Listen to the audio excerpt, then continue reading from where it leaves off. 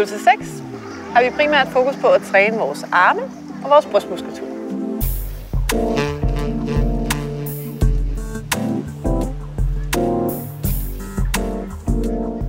Det, der er vigtigt her, det er, at jeg spænder godt op i min inderlår, så jeg kan holde Jakob. Hvis jeg gør det, så er det faktisk ikke noget problem at holde ham her. Nu laver vi samme øvelse igen, men hvor vi øger sværhedsgraden en smule ved, at Jakob han løftes bækken og har på den måde træning af baller og lår.